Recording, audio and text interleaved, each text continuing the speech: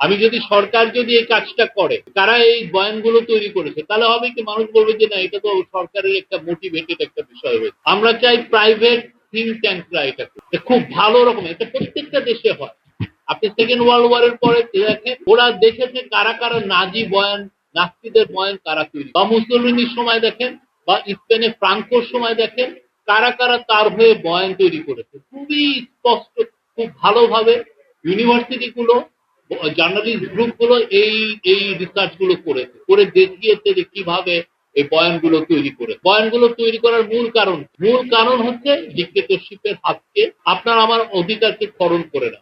আপনাকেই বলা, আপনাকে মারবে, আপনাকে মেরে আবার জনগণকে বলবে যে না আপনার মারাটা তার, আপনার অধিকারটা সে হরণ করে নিবে। তখন কিন্তু কিছু সাংবাদিক আবার এই বয়ানটা করবে যে না ওর অধিকার হরণ করাটা সঠিক ছিল। আপনি 15 বছর, 1-2 বছর না, আপনি অনেকগুলো ঘটনা, আপনি শাপলা বলেন, মাওলানা সাইদের ভার্ডিকের পরের দিন দেখেন, হ্যাঁ, আপনি যে যে সবাই একদিক দিয়ে মানুষ মারছে, কিন্তু হাসি ঠাট্টা হচ্ছে কি এই চাঁদে সাইদিকে দেখা গেছে, আপনার পুরো অ্যাটেনশন ওইদিকে নিয়ে, এদিকে যে 160 জনের মতো লোককে রাইফেলের গুলি করে মারা হয়েছে, ভয়াবহ একটা হত্যাকাণ্ড। আপনি দেখেন কিভাবে এটাকে নর্মালাইজ করছে, মানে এই লোকগুলোকে মারাটা দরকার।